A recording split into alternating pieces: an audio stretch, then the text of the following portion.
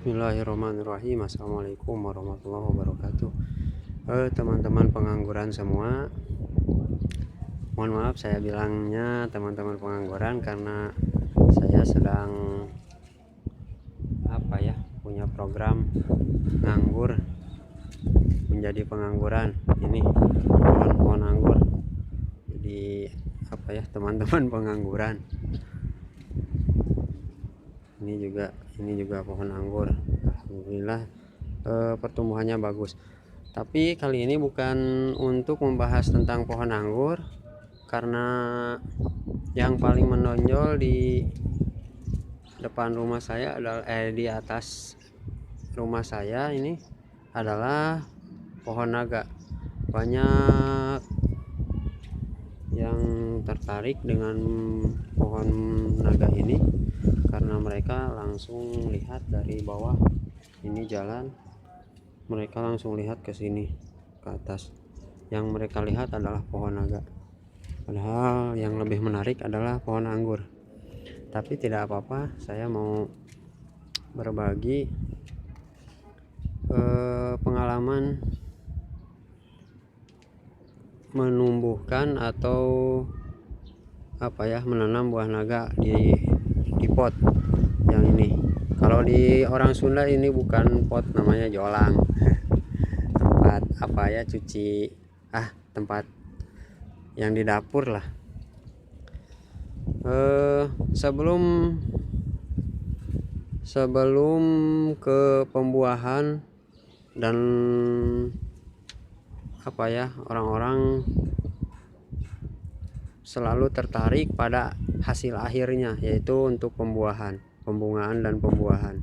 Tetapi mereka suka lupa dalam prosesnya. Nah, saya ingin berbagi proses pengaturan tumbuh buah naga ini. Bukan tubuh atuh. Pengaturan pohon buah naga ini. Nah, pertama, kalau teman-teman yang ditanamnya di pot seperti saya ini, persiapkan pot ini yang ukurannya lebih besar daripada yang punya saya ini. Punya saya kekecilan. Awalnya saya kira ini yang paling besar, ternyata ini biasa saja, ada yang lebih besarnya. Nah, ini kedua, persiapkan paralon. Paralon ini ukurannya 3 inch teman-teman, 3 inch. Terus besi yang 8 mili atau kalau ukuran besi itu mili ya, 8 mili. Yang ini nih, yang ini besi, ini juga besi. Yang ini tembus ke sana, yang ini juga tembus ke sana. Nah, bisa dilihat. Nah, itu yang perlu dipersiapkan di awal. Terus untuk media tanamnya juga harus disiapkan terlebih dahulu. Ini saya media tanamnya tanahnya tanah Lembang kalau tidak salah. Ini kalau teman-teman susah cari tanah Lembang, di kampung-kampung banyak tanah di bawah pohon bambu atau tanah pohon bambu lah. Itu bagus juga, hampir sama dengan tanah Lembang kualitasnya, bahkan mungkin lebih ya, kata para ahli. Terus awal mulanya saya lubangi dasar ini paralon untuk penyangga. Saya lubangi nih seperti ini. Ini juga tadinya untuk pohon buah naga juga, tapi saya pikir cukup 2 untuk pohon buah naga, dan saya buat ada banyak tumbuhan lumayan, kedondong, strawberry. Jadi lebih bervariasi. Nah, seperti ini dilubangi. Ini untuk besi yang di atas itu. Nah, di bawah dan juga di atas sama dilubangi. Kenapa di bawah dilubangi dan disimpan dimasukkan besi untuk kaki-kaki paralon ini. Tujuannya untuk kaki-kaki paralon ini supaya tidak roboh. Jadi kalau terhempas angin ke sini ada besi, ke arah sana ada besi, di sini juga ada besi. Kalau yang di atas fungsinya untuk penyangga ban. Ban ini disangga sama besi-besi. Di bawah dipasang besi, di atas juga dipasang besi. Kemudian yang di tengahnya ini saya sengaja diisi pasir untuk mengokohkan agar tidak mudah goyah kalau ada angin. Tapi lumayan sih memang goyah juga kalau ada angin yang besar, tapi tidak terlalu mengkhawatirkan begitu. Ditambah lagi dengan ini disangga dengan paralon ini, alhamdulillah agak kuat, mudah-mudahan kuat. Lanjut teman-teman, besi yang di bawah sini, yang di dalam pot ini, lihat teman-teman, jadi saya di sini tidak tembus sampai bawah ya. Di bawah pot ini cuma dilubangi saja, dilubangi pakai solder boleh, pakai paku boleh. Nah, paralon ini disimpan di tengah, pas di tengah, terus besi yang tadi ditimbun dengan batu kerikil boleh, pecahan genteng boleh, pecahan batu bata juga boleh. Setelah itu baru ditambah dengan media tanam. Media tanamnya yang seperti saya tadi sebutkan, tanah yang gembur yang bagus, terus pasir, terus kohe. Perbandingannya 1:1:1 boleh, sama bagus itu, 1:1:1. Jadi kalau misalkan ini isinya 3 ember, kohenya 1 ember. Oh iya, satu lagi, sekam bakarnya 1 bagian, pasirnya 1 bagian atau 1 ember, terus tanahnya 1 bagian 1 ember. Kalau ini isinya 4 ember, tapi kalau misalkan 10 ember bisa 2, bisa 2,5 semuanya. Nah, setelah itu teman-teman simpan tancapkan ini bibitnya, bibit pohon buah naganya. Jadi untuk satu paralon ini cukup 2 bibit, 1, 2, jangan lebih dari 2 ya, bagusnya cukup 2, 1, 2. Di 2 bibit ini saya tumbuhkan 1 tunas. Jadi 1 bibit ini bisa muncul banyak tunas teman-teman. Ini juga awalnya ada sampai 10 atau lupa ya, 7 gitu. Nah, ini nih muncul tunas lagi. Nah, saya tumbuhkan cuma 1 saja. Terus saya tumbuhkan 1,5 meter ke atas. Yang ini juga 1,5 meter ke atas. Yang itu juga sama, 1,5 meter ke atas.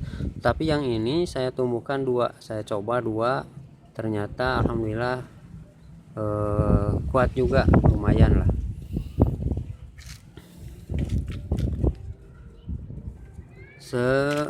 Yang perlu diperhatikan teman-teman, jadi sebelum ke pembuahan kita rawat dulu pohon utamanya, pohon ini ya, yang tunas pertama ini dirawat dulu, jangan dibiarkan sembarangan. Jadi maksud saya jangan dibiarkan sembarangan itu, jangan dibiarkan tumbuh banyak tunas yang tumbuh di bawah, di tengah itu dibuang semua, dibuang tetap 1 ke atas. Nah, setelah di atas teman-teman, kalau sudah mencapai ke di atas ban, teman-teman putuskan, jadi dibuang. Lihat, aduh, jatuh. Nah, ini nih saya potong. Ini saya potong di ujung, di atas ban saya potong. Terus kemudian teman-teman tumbuhkan tunas-tunas yang di ujung ini akan tumbuh tunas. Lalu biarkan sampai menjuntai ke bawah. Yang di atas itu untuk cabang pembuahan boleh 5, boleh 6, boleh 7. Yang pasti kalau teman-teman nanamnya mau di pot seperti saya ini, yang di atas tidak boleh lebih dari satu pohon ini, tidak boleh lebih dari 10. Jadi kalau mau maksimal ini 10, yang di sebelah sini juga 10, jadi 20 untuk satu pot. 20 cabang pembuahan untuk satu pot. Kalau ada tumbuh lagi, buang, terus buang. Pertahankan yang 20 ini, 20 cabang ini. Nah, teman-teman jangan tergesa-gesa ingin pembuahan, terus saja rawat sebaik-baiknya, kasih pupuk sebaik-baiknya, rawat dengan, kalau yang senior bilang rawat dengan cinta katanya. Rawat dengan cinta, insya Allah mereka juga akan memberikan cinta kepada kita. Cintanya ya ini hasilnya, buah-buahan. Begitu kata para senior. Saya juga kata para senior, teman-teman. Nah, itu saja ya. Jadi untuk pembahasan permulaan menanam buah naga di pot, atau kalau teman-teman menanamnya tidak di pot juga sama seperti ini metodenya, atau pembentukan pohonnya sama seperti ini ya, yang di tanah juga. Cuman yang di tanah mungkin teman-teman tidak perlu terlalu sering menyiram. Kalau yang di sini ya otomatis 1 hari sekali harus disiram, karena penguapan dan ini keluar airnya, jadi otomatis harus terus disiram. Yang kedua, usahakan di tempat yang panas, full sinar matahari, minimal sampai jam 2 siang. Dari pagi sampai jam 2 siang kepanasan ya. Jangan yang sampai jam 9 sampai jam 10 atau sampai jam 11 sudah tidak kepanasan. Jadi pohon ini harus kepanasan. Sama semua yang di sini, strawberry harus kepanasan, anggur harus kepanasan. Kedondong aja yang biasa-biasa juga sama harus kepanasan. Usahakan di tempat yang full sinar matahari ya, teman-teman. Kalau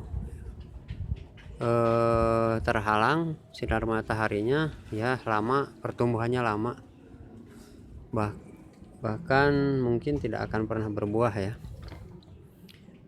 Ya begitu saja dulu teman-teman ya. Sekali lagi persiapkan bahan-bahannya dan atur pertumbuhan cabangnya.